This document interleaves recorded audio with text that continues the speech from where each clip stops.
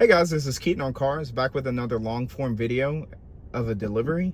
This is a delivery of a 2022 Mercedes-Benz GLC300. I like to go from left to right, make sure I don't miss anything. Let's get started. Over here on the left, I have my driver seat controls. Of course, I have memory settings here as well with 3 options. Really simple for the programming. Just hit M and then whatever corresponding position you want it to be in. Over here, I do have my heated seats. If this vehicle is equipped, it would have a button for ventilated seats as well. Both of those are in 3 stages. Down here, I have my lock controls for the doors, and then my window controls for all the windows. So one touch down, they are all automatic, which is pretty cool. Outside of that, I have my window lock, and then up here above, I have my window adjustments. So left for the left mirror, of course, and then right for right, and then that's my adjustment in the middle. This button here will fold in the mirrors like so. Up next, I have my trunk control, or trunk opener, here. Press that to open the trunk, pretty simple. And then my automatic parking brake manual release is here. Your parking brake will automatically engage when you are in park. So no real reason to touch that other than if you want to open the door and have the vehicle moving. Right here, I do have my controls for my lights. Keep it on auto, pretty simple. Mercedes-Benz does have parking lights, which are illuminations that you can have on either side of the vehicle just to have on the outermost side of the road. Really not a system we use here in the US, but it's there. Same here with our rear fog light. Again, not something we really need in the US, but that button will turn on your rear fog light, which will illuminate the left side of the vehicle, so it makes it more visible in places with higher fog. Over here, I have my dimmer switch for my center instrument cluster there, so I can go up for less dim or brighter. This is my signal control stock for my signal lights, as well as it controls all of my wiper functions. There are 2 intermittent settings for Mercedes-Benz that are automatic, and then you do have a full, oh, sorry, Mercedes is trying to talk to me now. Not yet. You do have a full go at the wipers as well here in that setting. Otherwise, these are the controls for the rear wiper as well as washer for it. The end of the stock has a washer for the front windshield.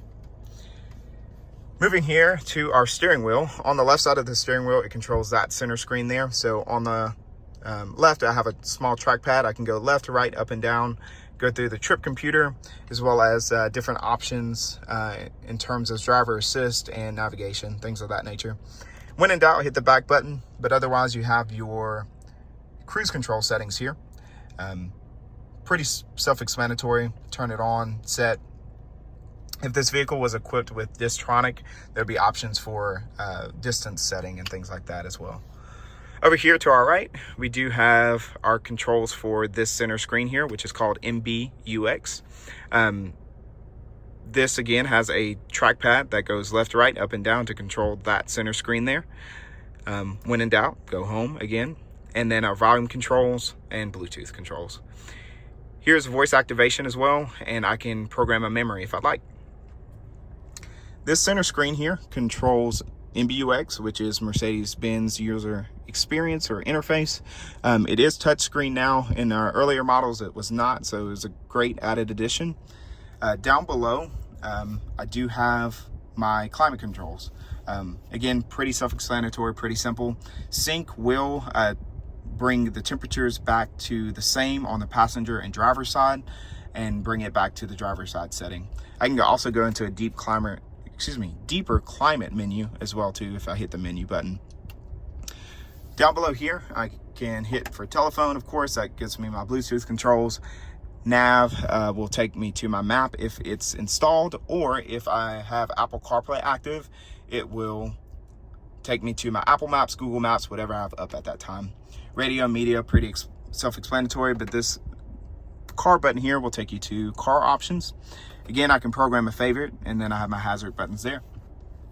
Down below here, I have my controls for my dynamic select, which is my different drive modes, or which are, my different drive modes. So I can go from sport, eco, comfort, and individual, where I can kind of fine tune it to drive the way I like.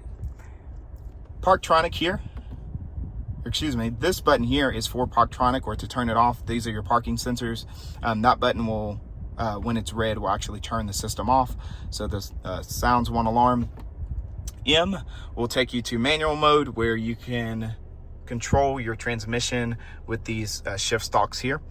Most people just keep it automatic. I would advise that as well. Here is your control for your auto start stop feature.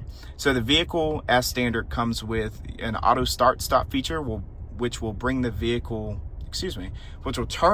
off when you come to a complete stop. When you hit this button, it will turn that feature off, but that feature will turn back on every time you manually turn the car off. Outside of that, our volume controls are over here to our right. Then I do have a power button for my MBUX screen that'll turn it completely off. Here is a button for a 360 camera view. If it was equipped, it would show up all around. And lastly, we have our traction control off button, which is available there if you need it. This center dial controls this center screen. Again, the MBUX system is just another way to control all of the menu options that you have in that center screen. Lastly, up here, guys, we have all of our light controls. Of course, this center light will turn on your lights for the cabin. Then you have SOS for Mercedes Me connected services. These two here are reading lights, and this option will allow you to have the lights come on when the doors are open if you like. Traditional sunglass holder, of course, and you do have your sunroof controls for your panoramic sunroof. Outside of that, the final thing I will mention is over here on our left. I did forget to mention, with your seat controls, you do have the automated adjustment for your driver's seat setting. On the passenger side, it has the same knob, but that knob is a dead switch. It's just there for looks. This here is your adjustment for your passenger headrest. So you can only adjust the passenger headrest manually, but the driver's side is automated. Anyway, guys, that is a full overview of buttons and features on a 2022 Mercedes-Benz GLC300. If you have any questions, leave them in the comments below, and I'll be more than happy to get the answer for you. Till next time, guys. Thanks.